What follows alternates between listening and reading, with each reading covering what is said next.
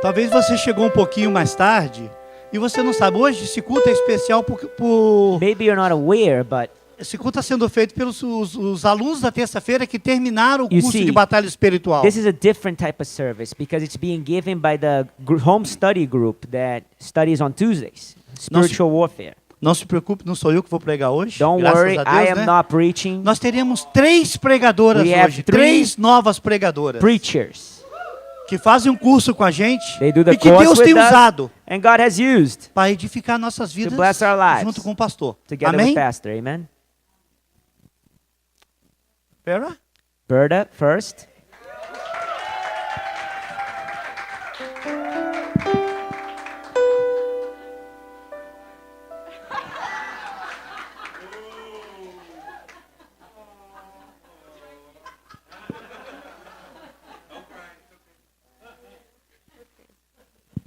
Gente, não é uma pregação, It's é not mais a preaching. It's more uma lição, a é lesson. um review.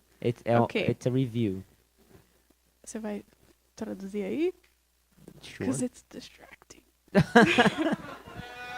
Okay. Like, I don't want to lose my words, you know?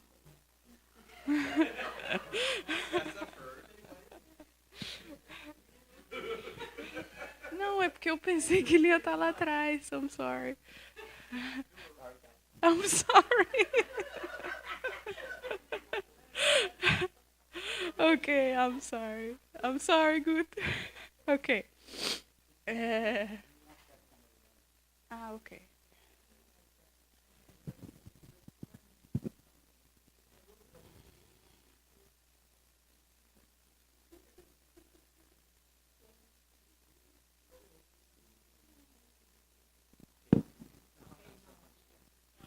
Ok, gente, desculpa. É que eu não estava esperando que ele ia ficar do meu lado. Então, ok, então eu vou falar sobre as primeiras 3 semanas. Tem 9 semanas e a gente separou em 3 partes. Eu vou falar das primeiras 3. E a primeira semana é Por que estamos em guerra? Eu vou tentar falar o máximo que eu posso rápido, porque tem muita informação e eu quero ler umas partes. Então, cada semana tem 5 lições. A primeira lição da primeira semana é sobre estabelecemos o fundamento. O que é a guerra espiritual?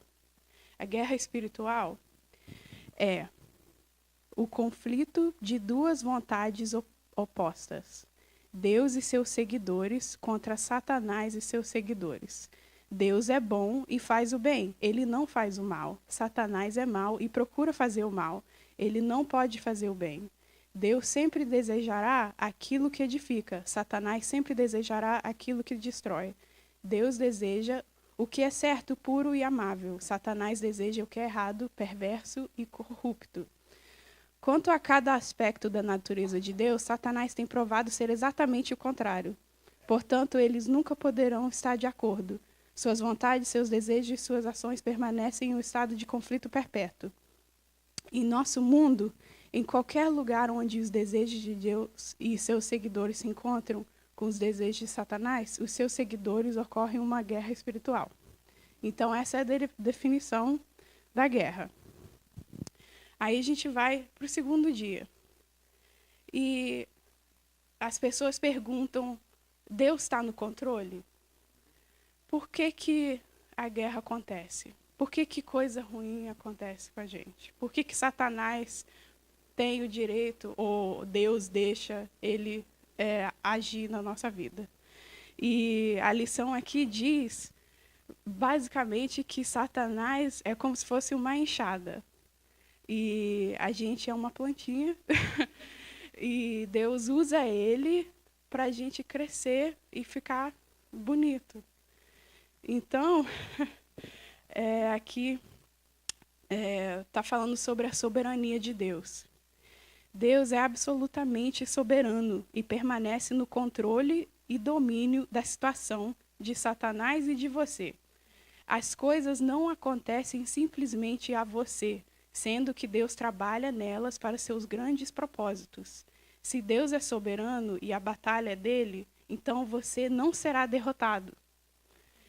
Então, a gente não precisa ficar estressado quando começa uma batalha. Agora eu vou falar como que você deve se sentir quando começa uma batalha na sua vida. No momento em que Satanás ataca, minha confiança em Deus me proporciona segurança para que me focalize em Deus enquanto busco conhecer a Ele e os seus propósitos. Minha fé permanece forte em um Deus amoroso e soberano que está preparando algo grande e tenho a honra de ser escolhido para o que Ele queira obter. Então, é para a gente se sentir assim, não ficar de qualquer outro jeito quando acontece uma batalha. A segunda semana fala sobre autoridade e caráter. A primeira lição, eu não estou falando de todas as lições, porque é muita coisa. Então, eu estou escolhendo as melhores. Não que todas elas são boas, mas as melhores. A primeira lição é a natureza de nossa autoridade. Peraí, deixa eu ver o que eu escrevi. Página 27. Ok. A razão, cooperamos com Deus. A razão é maravilhosa. Desculpa, peraí. Não é isso que eu queria falar.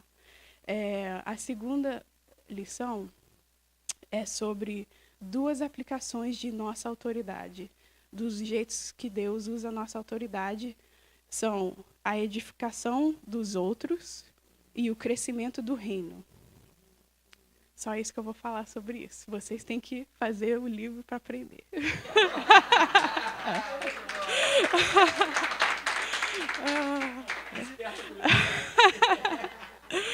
Ok, dia 3, caráter por meio da guerra. As tentações acontecem para nosso desenvolvimento. 2, o desenvolvimento do caráter é um processo. 3, o resultado do caráter leva à bênção de Deus. Ok, próxima coisa.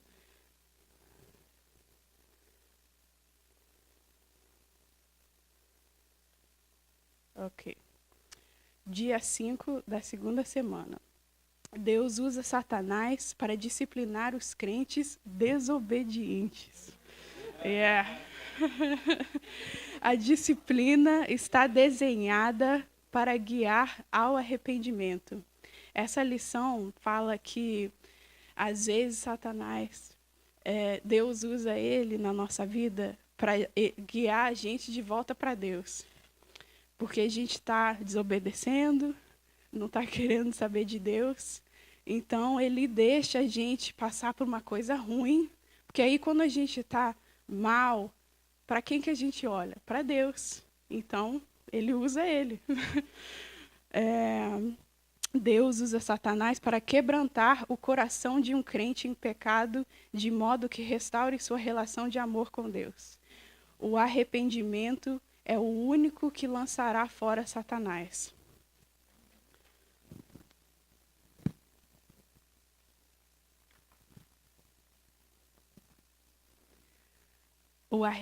Ok.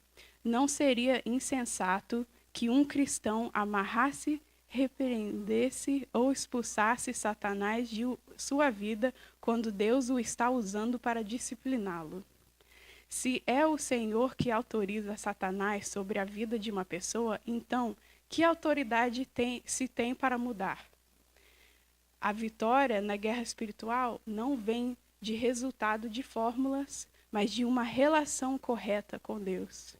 Os fundamentos exigidos para afastar Satanás são a presença e o favor de Deus. Nenhum cristão que esteja debaixo de uma disciplina pode esperar alívio de outra forma. Não, tem umas partes assim que a gente fica... Uau! Semana 3, estou quase acabando.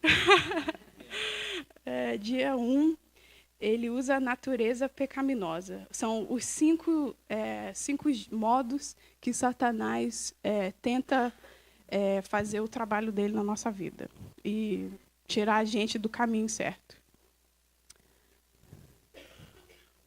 Peraí.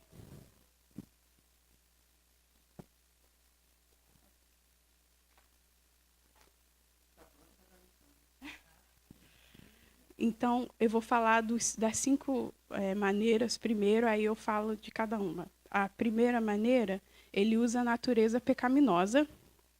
A segunda, Satanás distorce a palavra de Deus. Terceira, Satanás nos tenta para pecar. Quarta, Satanás promove a amargura e a ofensa. E o dia 5, Satanás nos tenta para que percamos nosso foco em Deus. Então, a primeira nem é ele que faz, é uma coisa que já tem dentro de nós. O nosso maior inimigo, a gente às vezes pensa que é o Satanás, mas na verdade somos nós mesmos. E em 1 Tiago 14:15 fala sobre isso. Se explica o processo de como as pessoas são guiadas a pecar. Cada um, porém, está falando no versículo, é tentado pelo próprio mau desejo, sendo por este arrastado e seduzido. Então, esse desejo, tendo concebido, dá à luz o pecado, e o pecado, após ter se consumado, gera a morte. Observe que a preocupação de Tiago não é com Satanás, mas com os próprios desejos íntimos das pessoas. Evidentemente, Tiago estava mais preocupado com a inclinação má do coração que com Satanás. Em Romanos 7:15-23, eu não vou ler porque é muito grande, Paulo identificou a luta interior que experimentamos. No versículo 20, está escrito: ora, se faço o que não quero, já não sou eu quem o faz, mas o pecado que habita em mim. A Bíblia ensina que uma das consequências da queda é a nossa natureza inocente ficou corrompida. E agora herdamos uma consciência do pecado. Não pode fazer o bem, e o que é mal, eventualmente o faz. Certamente, quando Cristo nos salva, nos dá sua natureza e nos livra da escravidão do pecado. Porém, essa natureza pecaminosa permanece como uma presença constante pelo resto de nossas vidas. A maior ameaça ao nosso caminhar com Deus é subestimar sua capacidade de vencer. E só que isso já está dentro de nós, mas o diabo, ele toma proveito disso. E o que ele faz é o seguinte: ele nos manipula e ele não pode fazer alguém fazer uma coisa, além de possessão demoníaca, mas isso é outra coisa. Porém, ele pode incitar essas tendências herdadas do pecado. Ele usa as circunstâncias boas ou más, persuasão agradável ou não, dá sugestões aos nossos pontos frágeis ou fortes e faz qualquer outra coisa que está à sua disposição para despertar em nós desejos que nos conduzam a pecar. E todo pecado nasce do desejo de buscar primeiro o nosso interesse sem se importar com a vontade de Deus. Agora eu vou pular para o quarto ponto, que os outros dá para você entender mais ou menos. Que já está escrito no título, que Satanás nos tenta pecar e Satanás distorce a palavra de Deus. O quarto é Satanás promove a amargura e a ofensa. E ele faz isso, um modo pela você não perdoar alguém. Uma coisa que está falando aqui é que Deus não perdoa seus filhos se eles não perdoarem aos outros. A gente sabe que está lá no Pai Nosso, que está escrito isso. Não estamos prontos para receber o perdão de Deus enquanto permanecemos sem perdoar. Nós modelamos o amor de Deus e, desse modo, enfraquecemos a influência de Satanás quando perdoamos como Deus nos perdoou. Eu queria falar uma frase que o pastor Marcos falou, que eu escrevi aqui, que é muito boa. Perdão não é esforço, é princípio. E perdão, ela significa obediência. E essa obediência te traz a liberdade. E que o perdão não é uma decisão. Não, desculpa. O perdão é uma decisão, não é um sentimento. Mesmo que dentro de você acha que aquela pessoa não merece o seu perdão, isso está errado. Você precisa perdoar a pessoa para você ter liberdade. Nossos testemunhos através dos relacionamentos se enfraquecem quando decidimos não perdoar. De acordo com Deus, os relacionamentos são testemunhos da obra de Deus em nossa vida. O mundo conhecerá que somos de Deus pela forma que demonstramos o amor um com os outros. A amargura e o ressentimento danificam as relações e também impedem o cristão a testificar essa relação. Por fim, a amargura e a ofensa podem nos controlar. Isto é, podemos viver atados à nossa dor e nunca experimentar plenamente a liberdade que Cristo oferece. Se Satanás pode dirigir nossa atenção à amargura e à ofensa, estamos desviando os nossos olhos de Deus. Nunca é bom afastar nossa atenção de Deus e dirigi-la a outro lugar. E o último ponto é que Satanás nos tenta para que percamos nosso foco. E lá fala todos os modos que ele usa para fazer isso. E é só isso que eu tenho para falar.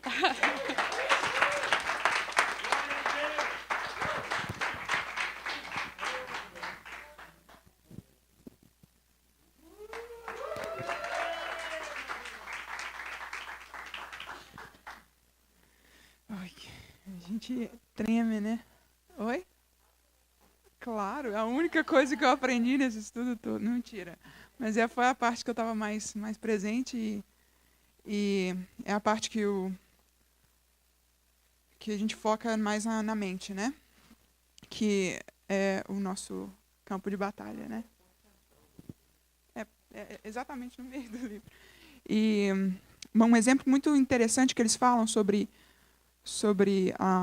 o diabo, né? O que o diabo tenta fazer é que o diabo ele é inteligente, né? Ele não é um bicho burro, né? Por mais que a gente queira, né, que ele fosse, mas ele não é. Ele é inteligente e o livro fala um exemplo da guerra, né?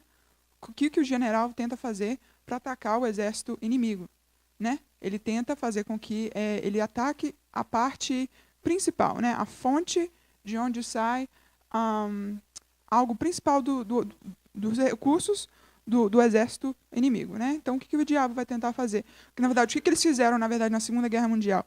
O exército americano ele tentou atacar onde vinham os recursos do exército do Hitler, porque ele sabia que se eles fossem de frente com o exército do Hitler, eles provavelmente iam perder, porque eles eram muito bons.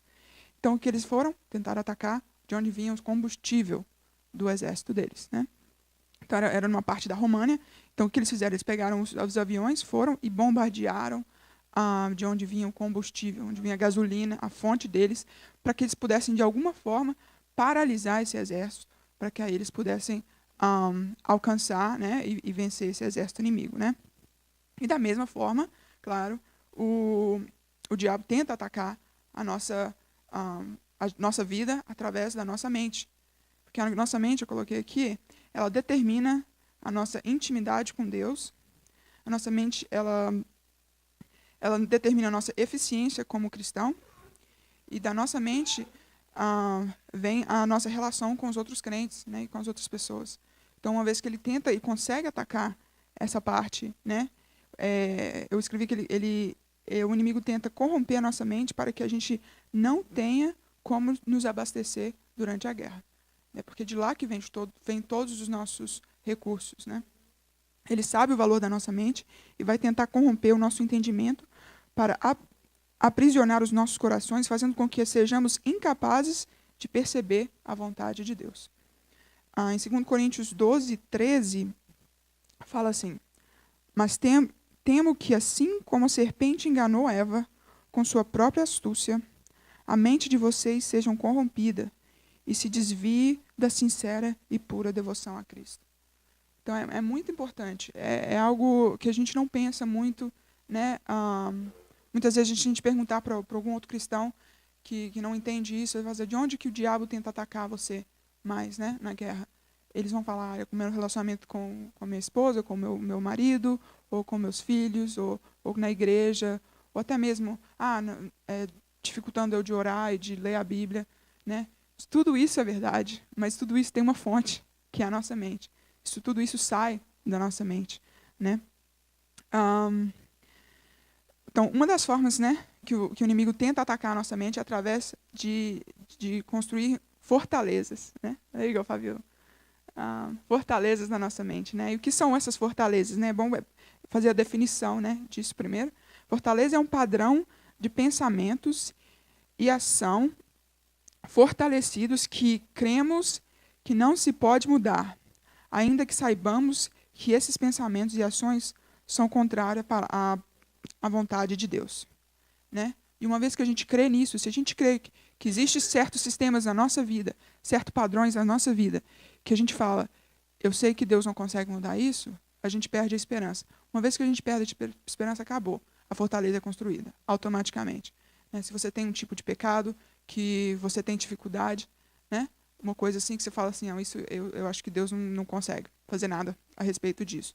Aí você já realmente constrói isso vira um stronghold, vira realmente essa fortaleza que impede você no relacionamento com Deus, com os outros, né, como mencionei, e com sua maneira de viver como cristão. Né? A fortaleza ela é construída através de um ciclo. Né? No estudo fala sobre a fortaleza do pecado, que eu acho que é algo muito importante na nossa vida. Né? E como que ela é construída? Ela é construída através, uma vez que a gente cede às tentações. Né? O inimigo planta um pensamento, ele vai usar a sua área fraca. Se você tem fragilidade com relacionamento com autoridades, fragilidade com qualquer coisa. A gente pensa muito que hoje em dia é um pecado que está atacando muito a igreja, que é a questão de pornografia, né? e adultério.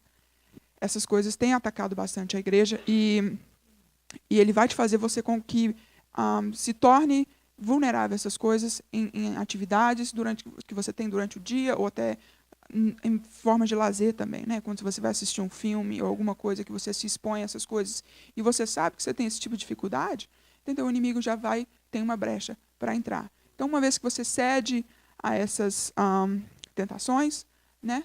Você já começa a falar, então isso não é tão ruim, né? Não vai ser tão ruim na minha vida, né? Eu posso fazer isso uma vez ou outra. Uma vez que você cede, você já está no pecado, aí o inimigo vem ele te deu uma direita, agora vem com a esquerda e fala assim, agora você ferrou, agora você não vai conseguir nem sair dessa. Você cedeu aqui, agora você... Quem que é você? Quem que é você para poder sair dessa? Agora você nunca vai sair dessa. Né? Você se sente culpado pelo fato de você ter cometido pecado e achando que aquilo já era, já não tem mais saída para você. Né? E uma vez que você já saiu, que você entra nessa de não tem mais saída para mim, aí você entra de novo naquele fato que o pastor sempre fala, você perde a esperança. Você pensa que realmente não tem mais esperança para você, não tem como mais você sair dessa situação. Né? E é difícil, gente, é muito difícil. Dois tipos de fortalezas também que a gente colocou com bastante ênfase. As duas fortalezas são da baixa autoestima, eu sempre fazia uma confusão com ela, baixa autoestima e a fortaleza do orgulho. Né? A fortaleza da baixa autoestima, gente, é quando a gente pensa, né, como um dos pontos que eu acabei de mencionar, e como você já já é vencido. Fala assim, olha, eu não sou bom o suficiente, entendeu? Ou quando uma pessoa fala com a gente, olha, seu irmão é melhor que você.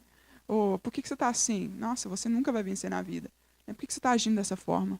Isso, uma vez que a gente cede para esses pensamentos, gente, é batata. Vai realmente mess you up, vai se atrapalhar bastante. É muito difícil. E a gente tem que... Esses tipos de fortaleza, na verdade, elas têm que ser contra-atacadas, né? Com verdades, né? Através da Bíblia que fala, né? Fala que a gente é filho de Deus, que a gente somos cordeiros com Cristo, somos membros de um corpo, cidadãos de um reino e povos exclusivos de Deus. São essas verdades que temos na Bíblia que vai fazer com que a gente lute contra essas mentiras que o diabo tenta colocar na nossa mente, que pode ser usado como pessoas falando com a gente, ou até mesmo pensamentos que vêm na nossa mente que deixam com que a gente se afaste, né, dessas verdades. E a segunda verdade é a do orgulho. E é a mais difícil para mim, né? Pessoalmente, eu tenho muita dificuldade com essa, que é a fortaleza do orgulho, que é muitas vezes pensar que a gente é bom o suficiente, né? Não é nem pensar que eu sou o melhor de todos, mas pensar que você é bom o suficiente, que você não precisa mais de Deus, né? Só simplesmente essa pontinha que você coloca assim na frente, né? Não é nem assim, eu sou a melhor de todas, né? Eu acabei de falar. Isso me atrapalha um pouco, né? Falar que eu oro o suficiente, eu leio a Bíblia o suficiente, eu venho na igreja todos os domingos. Oi? Eu sou muito boa, entendeu? Eu venho na igreja todos os domingos, eu ajudo Fabíola na escolinha dominical, eu ajudo os jovens, eu faço isso e aquilo. Por que Deus não está fazendo mais? Eu não sou boa? Nossa. Eu não sou muito boa, não é isso que não cresce com qualquer um aqui. Isso qualquer um que ajuda na igreja, que você faz alguma coisa para Deus, é algo assim tremendo, assim, que realmente atrapalha, entendeu? Isso nos torna arrogantes, isso nos torna soberbos, o que atrapalha também no nosso relacionamento como igreja, né? Que nós estamos aqui na igreja porque tem um propósito aqui. Como igreja, a gente está unido, a gente é parte de um corpo. A gente é parte de um corpo maior ainda, que Cristo é a cabeça, mas como um com os outros, com os nossos dons, a gente pode edificar uns aos outros, entendeu? Fazendo com que a gente melhore, né? Essa fortaleza, ela realmente atrapalha nisso, né? Ela faz com que a gente se separe, faz com que a gente pense que os outros são menores que a gente, né? Ok, essas duas situações que eu acabei de mencionar sobre do orgulho e da baixa autoestima, elas se tornam uma fortaleza a partir do momento que a gente pensa que elas não são mais elas são problemas que não podem mais ser vencidos, né? Muita gente passa por isso. Eu acho que tem muita gente no mundo passando por isso, problemas de baixa autoestima e orgulho, mas que elas tentam vencer a cada dia isso. Então, uma vez que você tem essa mentalidade de que você é um produto em construção, que Deus está trabalhando na sua vida todos os dias e você está se tornando uma pessoa melhor cada dia, mais parecido com Ele, entendeu? Deus sabe, Deus conhece o teu coração, né? Então, Ele sabe disso, mas a partir do momento que você fala assim, pois eu sou assim, eu não vou mudar. Aí foi. Aí o diabo já tem uma isca, né? Lá na tua boca. E aí é bem difícil, gente. Não é impossível, não é. Não fala que assim, já era para você, não é. Deus realmente tem que tirar essa isca da tua boca, entendeu? Porque aí, a partir do momento que você fala, você já está vencido, é um momento muito, muito perigoso. Não podemos dar oportunidade, nem espaço nenhum para o diabo entrar na nossa mente. Isso é algo... não podemos dar nem uma brechinha para ele, porque quando ele entra, ele faz estrago, né? A fortaleza, eu falei aqui, né? Ela é criada quando cedemos às tentações, mas também quando temos o sentimento de culpa depois de pecar, né? Isso é algo muito importante também, que não vem só com o pecado, mas também vem com o sentimento de culpa, né?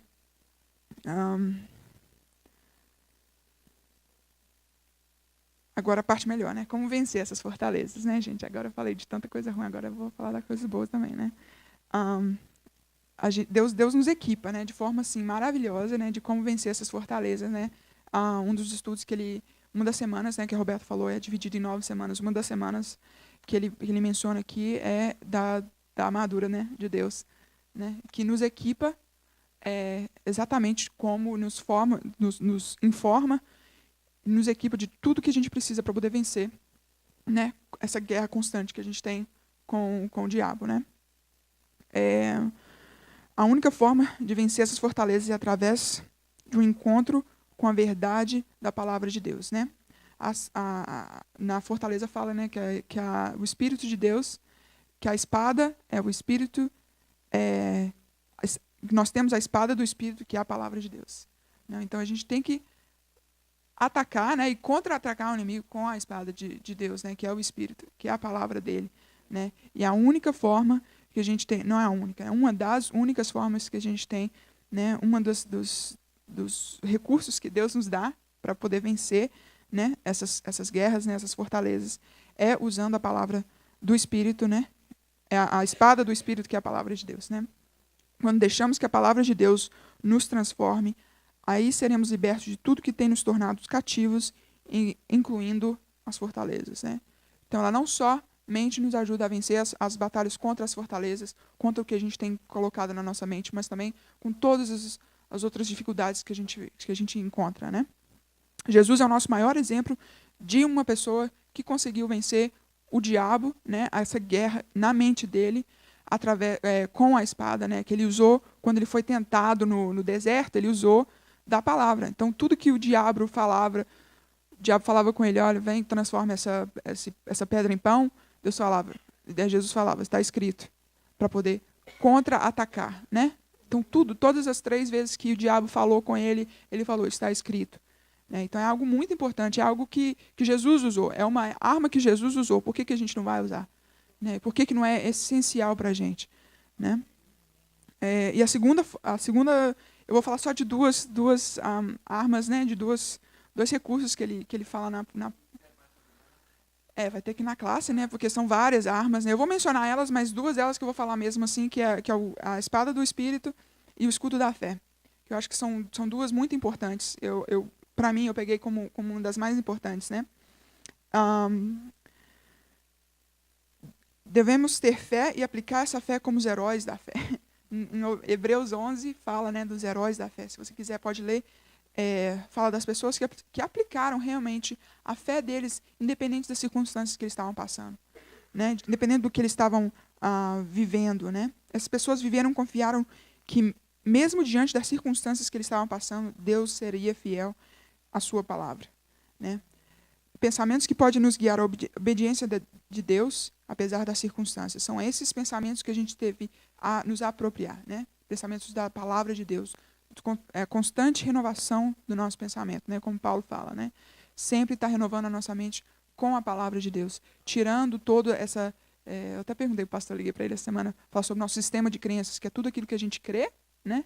Tudo aquilo que a gente constrói na nossa vida que nos move, né? Que é os nossos pensamentos e as nossas ações. São muitas dessas coisas que a gente crê e que a gente acredita e que a gente age que também são contra a vontade de Deus. Então a gente tem sempre que estar renovando a nossa mente, né? Para poder reformular esse sistema de crenças baseado na palavra de Deus, né? A fé, eu vi um negócio muito legal aqui falando que a fé é a convicção total naquilo que Deus falou que está em sua palavra e que Ele falou sobre nós.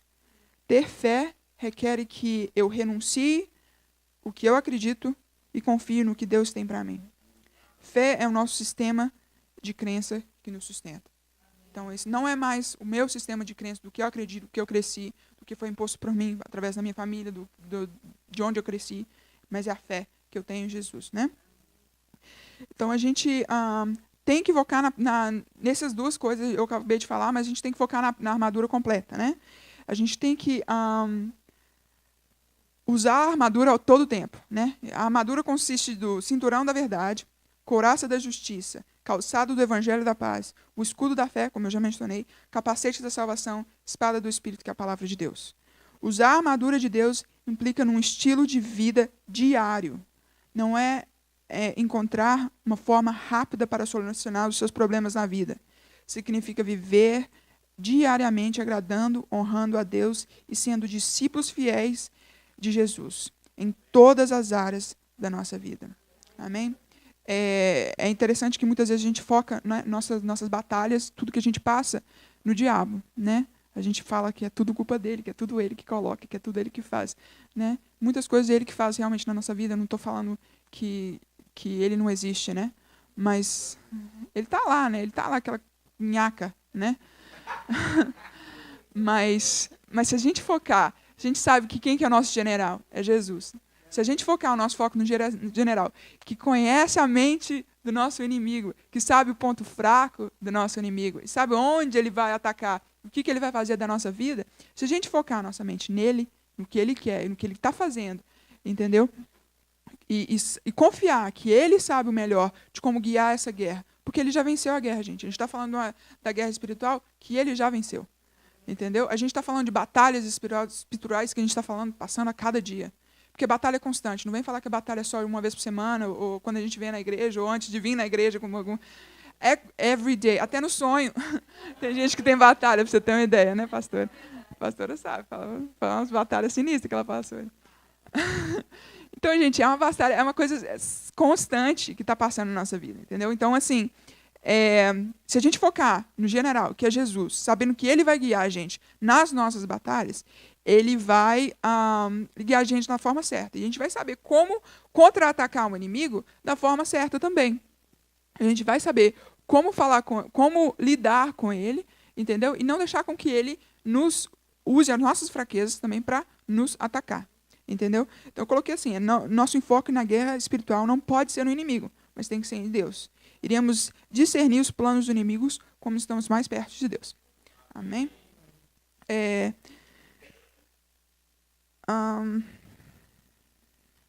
Eu acho que é isso, né? Então, é só para summarize, colocar a armadura de Deus todos os dias, gente. Não vamos deixar de nenhuma parte da armadura de fora, né? Para você aprender um pouco mais, tem que fazer o resto do estudo. Mas eu falei de duas coisas assim muito, muito importantes, gente. Representar, colocar a armadura significa crer, conhecer e viver a palavra de Deus a cada dia. Amém?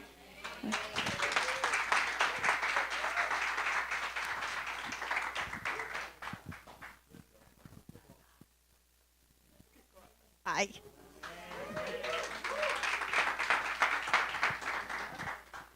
Gente, só tem um resumo de 6 folhas aqui.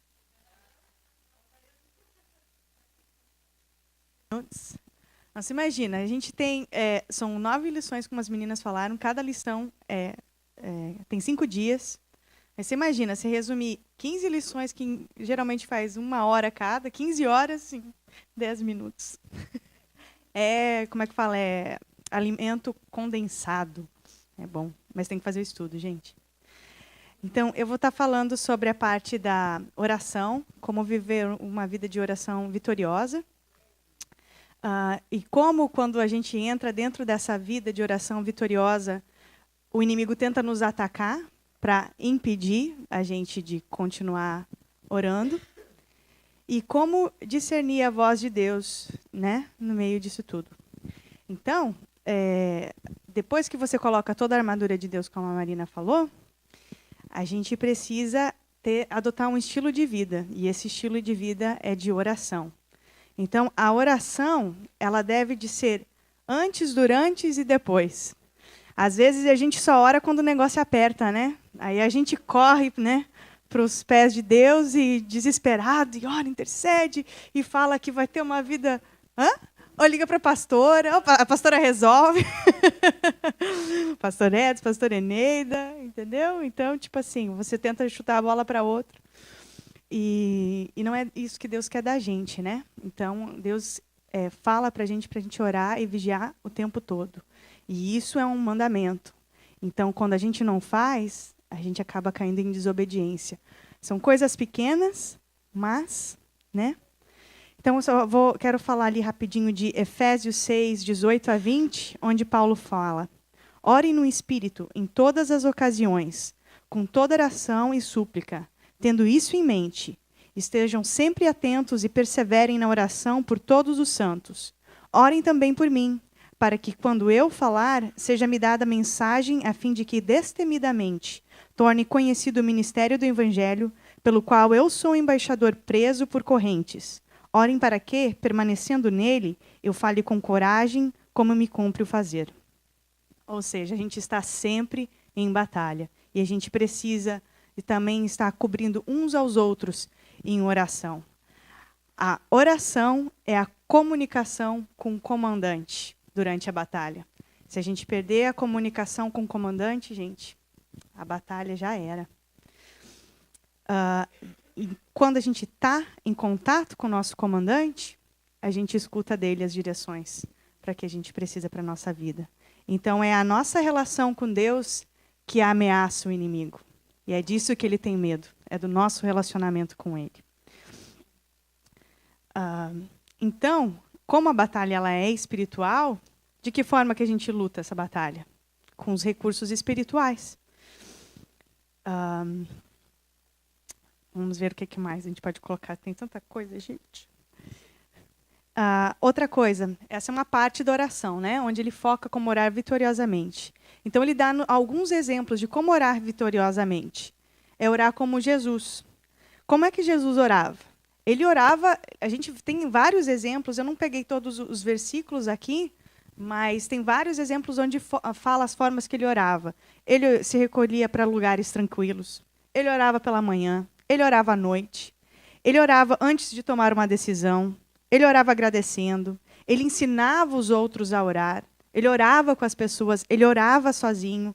Então, ele é um excelente exemplo de uma vida de oração para a gente aplicar na nossa vida. Então, quantas vezes que às vezes a gente toma uma decisão sem orar? Aí depois a gente toma na cabeça, né? Aqueles que venceram o inimigo por meio da oração são os que oraram sem cessar. Não os que, de repente, começam a orar quando os ataques chegam. Que a gente estava falando antes, né? É a nossa oração que amedronta o inimigo. E para a gente passar a desenvolver essa vida de oração, Deus tem alguns processos que Ele gosta de trabalhar na nossa vida. E uma delas é quebrantando o nosso coração. O quebrantamento é o que nos transforma e nos molda para fazer que a gente dependa de Deus. Tem aquela parte, né, onde Paulo fala sobre o espinho na carne, que ele orava várias vezes pedindo para que Deus tirasse aquele espinho dele, e Deus falou não, porque ele fala, o versículo fala, né, 2 Coríntios 2:9 fala: minha graça é o suficiente para você, pois o meu poder se aperfeiçoa na fraqueza. Então, tem coisas que acontecem na nossa vida que às vezes a gente fica desesperado pedindo para Deus tirar, mas elas estão lá por um propósito de Deus, para Deus trabalhar em nós, para que a gente aprenda a ser dependente dele, para que a gente tenha um coração maleável e aprenda dele. A gente precisa ser humilde, né? Então, dentro disso, Deus permite que até Satanás tenha acesso à nossa vida. Em certa forma, dentro dos limites que Deus estabelece. Ele não pode jamais ir além daquilo que Deus permitiu ele agir. Ele só vai se a gente permitir, se a gente dá brecha. Mas Deus realmente usa o inimigo para que a gente cresça, como as meninas estavam colocando ali. Então, a melhor oração que a gente pode fazer para ter uma vida vitoriosa em oração é: Deus, faz-me frágil, para que eu possa sempre depender de Ti. Outro ponto, orar quando estiver cansado. Nossa, às vezes a gente não consegue, né? Eu vou dormir, que daí eu levanto mais cedo e eu oro amanhã pela manhã. Aí o despertador toca, você só mais 5 minutinhos, só mais 5 minutinhos. E aí a gente faz aquela oração corrida e vai para o trabalho, né? E o negócio já foi. Então, essa parte da lição fala quando os discípulos subiram com Jesus para a montanha e eles tiveram aquela experiência da transfiguração E foi Pedro que falou, vamos fazer uma tenda, né? Vamos fazer 3 tendas aqui, vamos ficar aqui, porque aqui tá bom demais. Entende? Mas a gente precisa aprender que quando a gente estiver cansado, neste período da vida da gente, a gente precisa achar o equilíbrio de estar na montanha, mas saber do tempo de estar no vale, que é onde que ele menciona que no vale existe a necessidade. Então, se a gente volta da montanha carregados de Deus, cheios dele, a gente vai poder ter suprimento para dar para as outras pessoas, que é onde fala sobre quando Jesus voltou para expulsar os demônios e tudo mais. Então, a gente precisa ter esse equilíbrio na vida da gente, saber quando a gente precisa se retirar para recarregar as nossas baterias. Um outro ponto sobre oração é a gente orar evangelisticamente. Então, aquele primeiro versículo que a gente leu sobre Paulo, né, pedindo oração, é que a gente precisa orar pelas pessoas porque o inimigo, ele tenta enganar e ludibriar as pessoas com o pecado. Então, digamos assim, se o pecado tivesse aparência de ruim, ninguém ia fazer. A gente comete pecado porque a primeira impressão dele é que ele é boa, mas uma vez que as pessoas são amarradas nele, vem uma consequência que, né, prejudica para o resto da vida. Então, orar por eles nesse sentido, para que Deus abra os olhos, orar por ousadia, né? Então, e aí o que acontece? A gente desenvolvendo essa vida de oração, o inimigo vai tentar nos atacar, para que impeça a gente de ter essa comunhão com Deus e ouvir dele. Então, as coisas que a gente precisa prestar atenção quando as coisas tumultuam à nossa volta é ter uma posição defensiva para que a gente possa tomar uma ação ofensiva. Então, você está na defesa, mas, na realidade, você está na defesa para vir para atacar. E como é que a gente faz isso? É vigiando, é nos submetendo a Deus, é estando firme, é resistir ao diabo. Porque, imagina, a gente já passou por todo aquele processo que a Roberta falou. A gente falou pelo processo que a Marina falou. A gente já identificou as fortalezas da nossa mente. A gente está se revestindo da verdade, usando a armadura de Deus. Agora a gente está orando e observando da onde que está vindo os ataques. Então, 4 formas que o inimigo tenta oprimir os cristãos. É fazendo com que a gente perca a esperança, que a gente duvide da salvação, que a gente fique desanimado, né? Às vezes tem coisas que acontecem no nosso dia a dia que desanima a gente feio, e que enfrente tentações continuamente. Tentações existem no nosso dia a dia, mas se é algo que está continuamente acontecendo, presta atenção, porque tem algo estranho aí. Então, quando a gente consegue identificar de onde que as coisas estão vindo, fica mais fácil para a gente atacar elas. Então, vamos vestir a armadura de Deus. E em 1 Pedro fala, 5:8, diz: estejam alertas e vigiem. O diabo, o inimigo de vocês, anda ao redor como um leão, rugindo e procurando a quem possa devorar.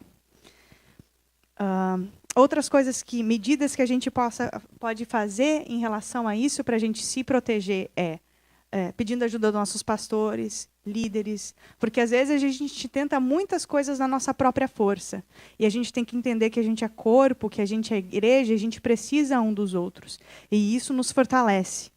Tenha companheiros de oração. Nossa, como é bom a oração que a gente está fazendo com as mulheres. Entende? Você tem companheiros, pessoas que estão te acompanhando. Submeter-se a Deus, usar a armadura. Confesse pecados a Deus. Confesse suas lutas a uma pessoa que você confia e que irá lhe ajudar. Outra parte aqui, que depois fala, digamos assim, vem os ataques, e às vezes fica difícil de você discernir a voz de Deus. Porque você escuta a coisa, você pensa, sou eu, é Deus que está falando isso a meu respeito. Como é que é isso? Então, o que o inimigo faz? Ele tenta fazer com que a gente não entenda, às vezes, direito a voz de Deus. É porque ele quer que a gente se afaste de Deus. Então, às vezes, se uma pessoa comete um pecado, às vezes pode ser uma coisa simples, boba, um estranhamento com algum irmão, alguma coisa assim que às vezes até pesou no teu coração, mas às vezes te traz vergonha. Ele vai fazer com que você busque não se afaste de Deus, ou sentimentos de culpa, para fazer com que a sua confiança em Deus, o poder de Deus de te perdoar, você não vai recebê-lo, entende? Ele quer tentar distorcer o teu ponto de vista em relação a Deus. E o que ele faz com isso? Ele tenta trazer uma autocondenação. E a autocondenação, gente, não conduz ao arrependimento e à mudança. Então, como é que Deus nos convence do pecado? Qual é a diferença nisso? Deus nos convence do pecado através da verdade dele, através da palavra dele. Ele coloca uma tristeza no nosso coração, porque a gente foi contra a verdade dele, a palavra dele. E isso faz com que a nossa relação com Deus seja fortalecida. Então, como observar alguns desânimos que o inimigo tenta trazer? Não, desculpa. Como observar que desânimo não vem de Deus? Jesus nunca caiu em desânimo. A gente não vai ver em nenhum lugar na Bíblia, em tudo que ele passou, sofreu pela gente, que ele esteve desanimado. Deus nunca declarou o desânimo como sua vontade. O desânimo é uma forma de guerra espiritual. Por que somos suscetíveis ao desânimo? As expectativas, quando não são alcançadas, podem gerar desânimo. Dor, dificuldades, fadiga, focar-se nas circunstâncias. E isso é uma lição que eu tenho para a minha vida também, que às vezes a gente foca tanto no momento que a gente está passando e a gente esquece as coisas que acontecem ao nosso redor. E aí você fica que nem barata tonta, entendeu? Então a gente tem que se focar em Deus, focar o nosso alvo nele, porque a natureza de Deus é para nos animar. Em Romanos 15, 4, 5 fala disso.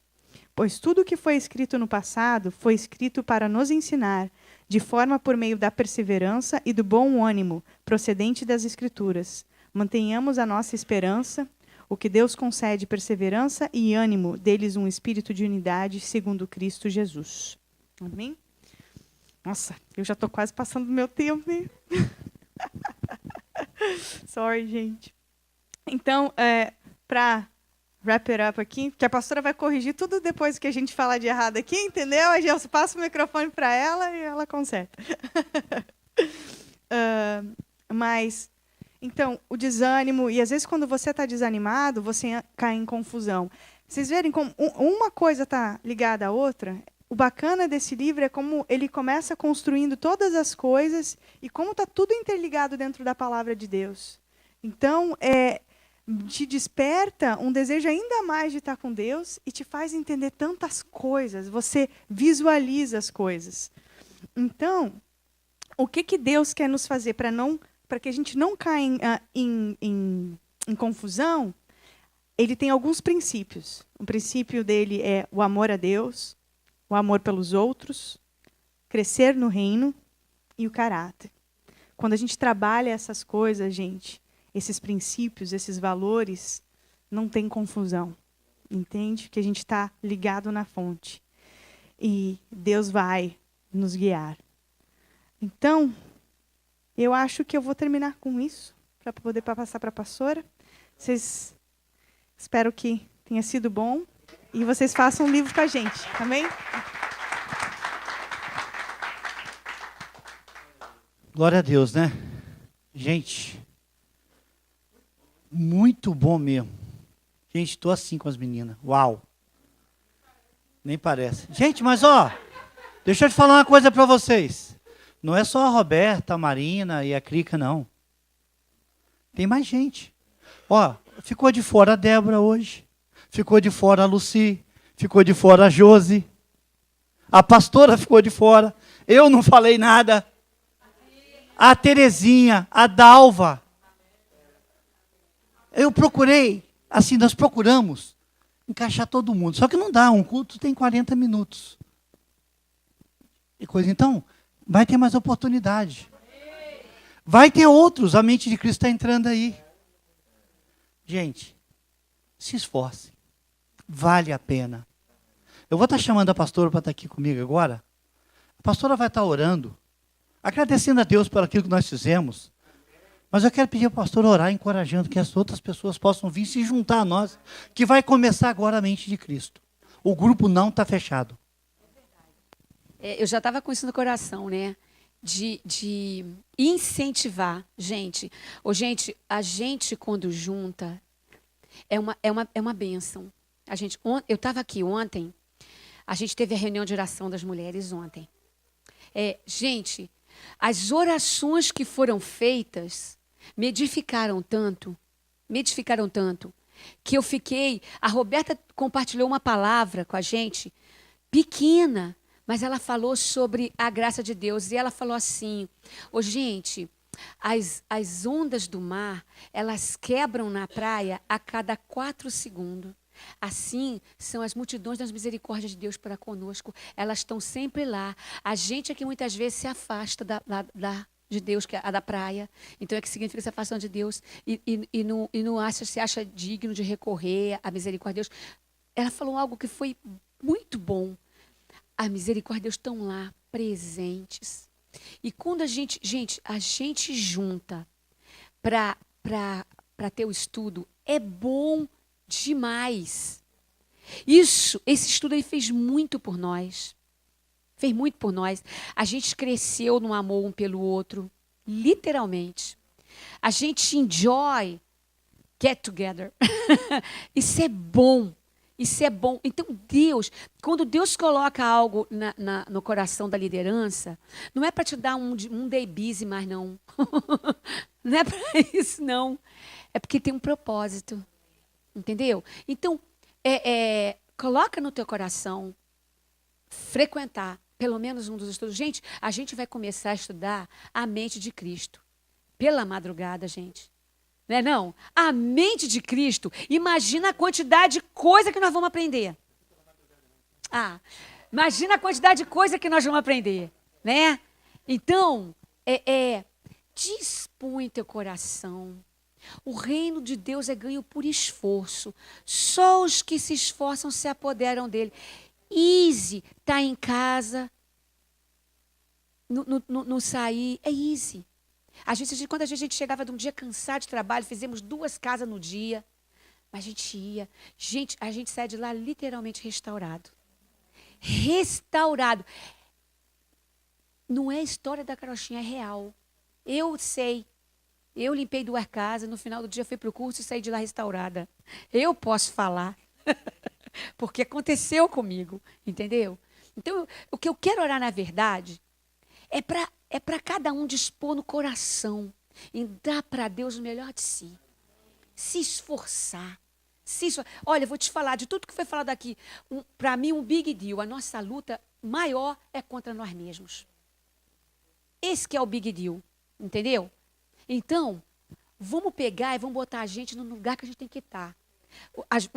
A Marina falou que o diabo é um nhaca. E é. Mas às vezes a gente consegue ser um nhaca na nossa vida também. Porque cansa, se prostra, aquele monte de desculpa. Entendeu? A gente faz isso com a gente. Tadinho de mim, de myself, de eu. Entendeu? Não é não? Então, gente, vamos colocar a gente no nosso lugar. Olha, o salmista falou assim: como a mãe traz a criança desmamada, aquietada no colo, assim é minha alma para comigo. Bota a tua alma no lugar dela. Quem manda é você. Meu Deus, aliás, quem manda é o Senhor. Ele está no controle. Você cala a boca e vai fazer o que eu estou falando. O que Deus está falando. Se não fizer isso, tá a pé. Essa é a grande verdade. Você não chega a lugar nenhum. Na hora do grande problema, o que você vai fazer? O que vai fazer? Entendeu? O que você vai lembrar? O que você vai lembrar da palavra? O que você vai... Gente, ok? Então vamos orar por isso. É isso que eu quero orar. Senhor, a gente quer te louvar por tudo aquilo que a gente ouviu, por todo esse tempo que a gente esteve estudando. A gente quer te louvar. O Senhor verdadeiramente, quando o Senhor colocou no coração da liderança para ter esse estudo, o Senhor tinha um plano e um propósito muito bem definido, muito claro. E agora, Senhor, eu quero te pedir para o teu Espírito Santo estar ministrando para o nosso coração. Sabe, com certeza não foi fácil o salmista declarar isso. Como a mãe traz a criança desmamada, quietada no colo, assim é a minha alma para comigo. Ou seja, ele aprendeu a submeter a alma dele à tua vontade. Eu te peço por nós. Eu te peço por nós. Que a gente aprenda a submeter a nossa alma à tua vontade. O teu reino ele é ganho por esforço. Só os que se esforçam se apoderam dele. Então, Senhor, em nome de Jesus, que fuja de nós mesmo a paz se a gente não estiver se submetendo. Sabe por quê? Porque o nosso lugar de tranquilidade, de paz, é quando a gente se submete ao Senhor. A gente submete a nossa vontade ao Senhor. A gente deixa o Senhor ser dono do nosso tempo, do tempo de descanso que a gente poderia estar tendo. Sabe? O Senhor tem que ser o dono. O Senhor tem que ser o dono. E nós, quem decide isso não é o Senhor. O Senhor coloca na gente esse desejo, mas quem decide deixar o Senhor ser dono somos nós. E em nome de Jesus, que cada um decida deixar o Senhor ser dono. Porque isso é vida. Isso verdadeiramente é vida para nós. É o Senhor está no controle. O Senhor está no controle. O Senhor, a gente chega e fala, Senhor, e eu vou te obedecer. Senhor, o Senhor tem colocado algo aqui diante da tua igreja. O Senhor colocou para a gente a graça de poder se reunir durante a semana. E tá juntos, e comer juntos. Tipo lá no início da igreja primitiva, a gente se junta, a gente estuda a tua palavra, a gente come junto, a gente se alegra junto, a gente é restaurado. É bênção, Senhor. Não deixa ninguém desprezar isso no coração, não. Muitas coisas não estariam acontecendo se cada um tivesse obedecendo aquilo que o Senhor dá para a gente fazer, aquilo que o Senhor dá como comando, Senhor, através da tua liderança. Líder verdadeiro não é aquele que quer mandar, não. É aquele que coloca as ordens do Senhor, obedece o Senhor. Isso é líder verdadeiro. Deixa fluir o amor teu através dele para a tua igreja, Senhor. Então, Senhor, em nome de Jesus, seja fortalecida a tua igreja em fazer a tua vontade, em se dispor para o Senhor, para aquilo que o Senhor tem mandado. O Senhor, quando coloca algo, o Senhor tem um propósito. E que a gente possa ser submissa à tua vontade, porque a tua vontade ela é boa, ela é perfeita e ela é agradável. E nós te louvamos por tudo que o Senhor tem feito. Guarda-nos, Pai, na tua presença. Em nome de Jesus, amém.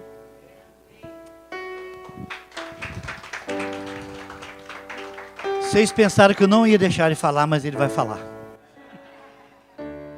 Glória a Deus. Como não falar, né? Isso que é o difícil, né? Eu louvo a Deus pela vida de vocês. Que bom, né? Agora estava pensando em algumas ênfases que eles deram, né? Nós temos um povo excelente em nossa igreja. Nós temos um povo muito maravilhoso. Eu vejo que tudo que a gente faz é como a Débora tocando aqui. Olha só que harmonia. Deixa eu te ajudar aí, Débora. Chega para lá. Eu vou tocar junto com a Débora. Ela está com um monte de notas ali bem coordenadas, né? E às vezes a nossa vida, ela precisa funcionar como uma música.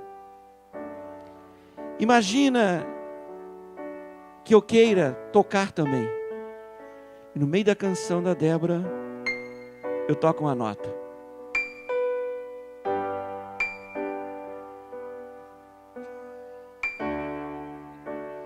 Tem nada a ver muitas das vezes, né? Às vezes nós estamos assim na igreja. Queremos tocar, queremos falar, queremos pregar, mas muitas das vezes nós somos uma nota fora do acorde. Sabe o que faz com a gente quando a gente participa dessas classes? A gente começa a falar a mesma língua. A gente sabe para onde que a gente está indo. A gente mantém uma única visão. Nós temos excelentes pregadores. Mas não adianta nada eu ser um excelente pregador se eu estou falando uma língua diferente daquilo que Deus está nos falando. Para onde que Deus está nos conduzindo.